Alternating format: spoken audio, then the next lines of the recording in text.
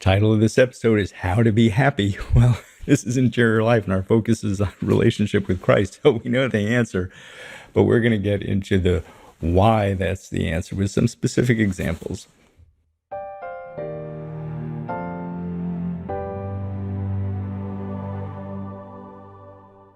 Welcome to this episode of Pearls of the Interior Life. Thank you for making this time for the Lord. Good to be with you as always.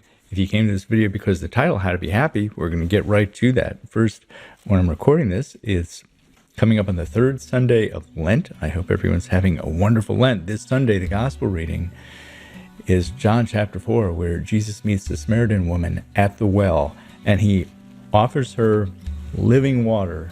Drink this and you will not thirst.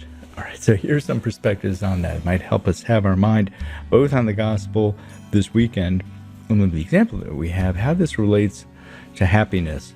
First, an observation that everything around us is winding down. The machines are winding down. First, we know this from the world around us. Obviously, the ever-present discussion of renewable resources, which are hard to come by. We know it from our sun eventually is going to flame out. And eventually, thanks to entropy, the entire universe is going to wind down and just be a cold, desolate place. We won't be there, fortunately, when that happens. Second, we know this in our own life. We start off the new year with that motivation for a resolution and eventually runs out of gas, or we find something that brings us pleasure or excitement, be it some activity or from food or some accomplishment. What happens? That fades, and we have to resupply ourselves with a new source of pleasure or excitement.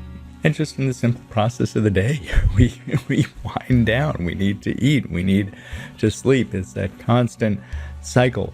What's the one thing that doesn't run out? God. We don't have to hurry and get it while supplies last.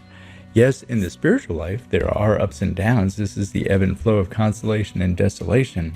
That's for our growth. Our actual relationship with God can and should always be growing. That's what we focus on at Interior Life. And this is what Christ is talking about, though, at living water.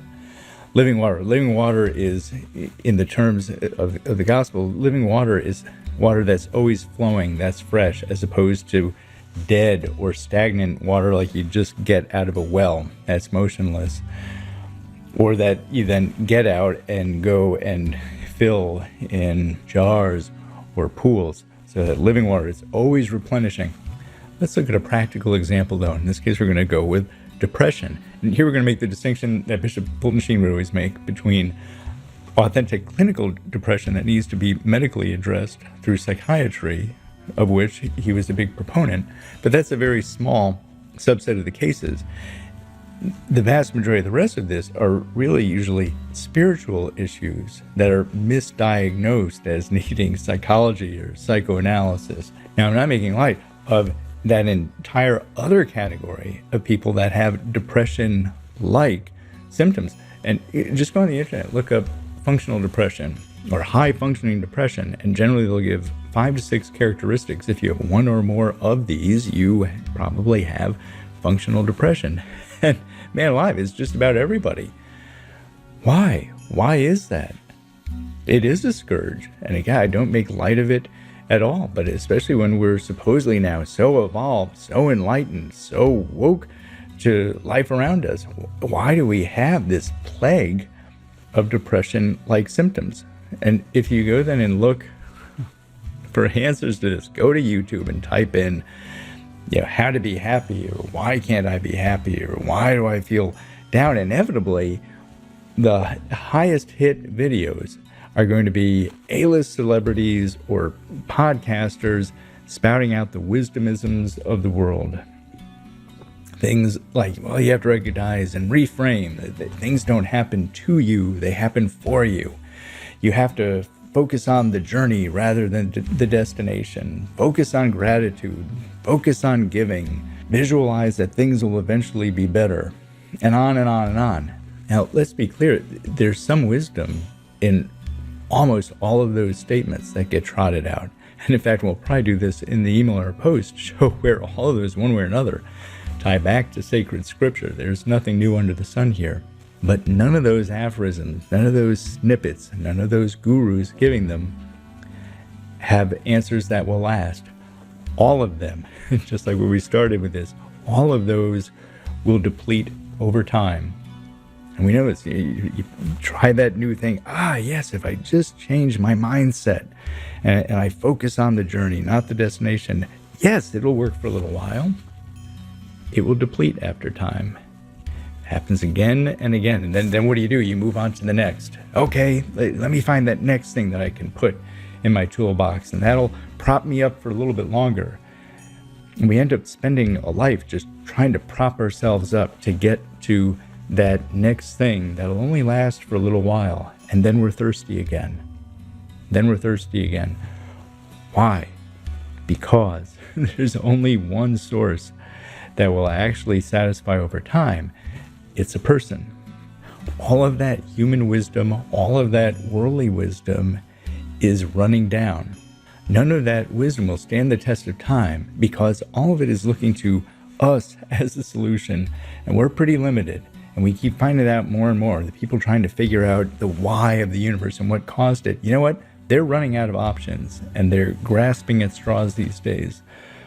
The people trying to understand human consciousness have come, again, pretty much to the end of their rope.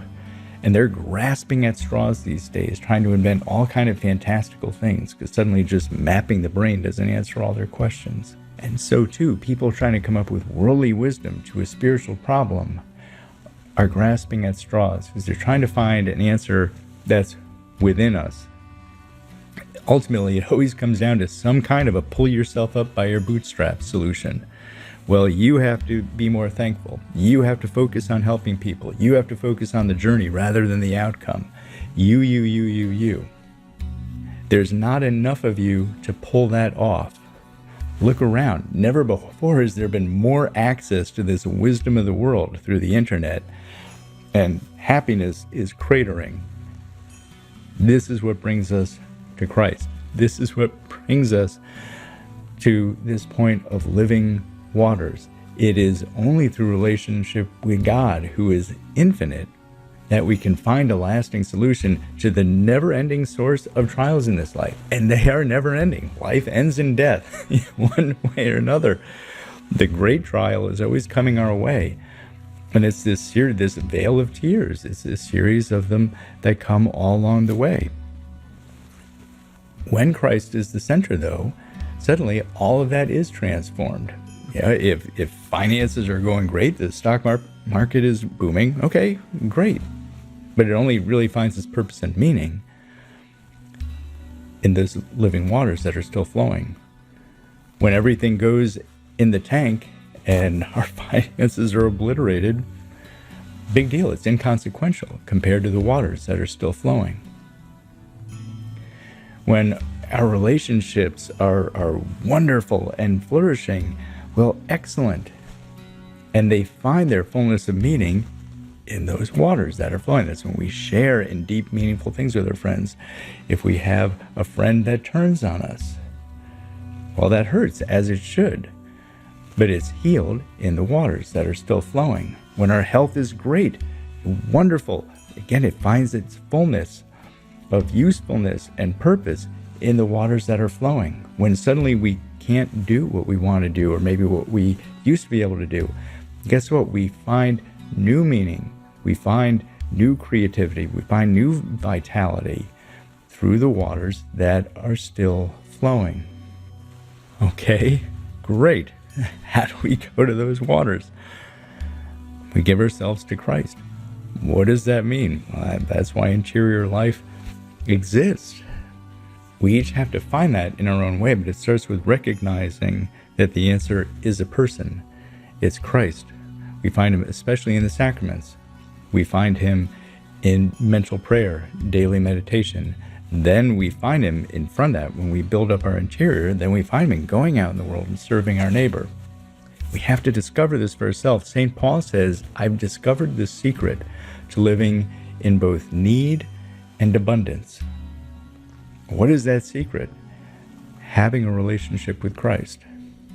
If this is literally new to you when you're watching this, go to John chapter 4. Put yourself in the place of the woman at the well. And she says, how do I have this water always? Ask that same question of Christ. Read that scripture, but have those words be yours and that great trust that he will take you to the next step.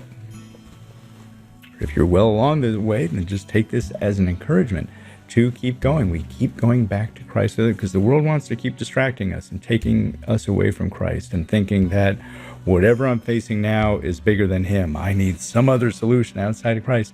No, it's really not that complicated. Whatever's coming to us, we go to Christ. And there's going to be something new there. We're very limited. We think, well, this is it. This is the end. This is too big of a problem. I'll never get past this. No, there's new water. There's a new solution. There's a new way to look at it. There's a new way to relate to Christ in it. There's a new way for Christ to show you who he wants you to be in this new challenge that's come to you. This is the point of the living water. It's always fresh. There's always something new that Christ has for us if we just keep going to him. And that is the solution to the non-clinical depression that's the scourge of our society right now. That's the gift Christ had for the woman at the well. He has it for each of us. With that, wishing you a wonderful Sabbath rest ahead, and I look forward to being with you again.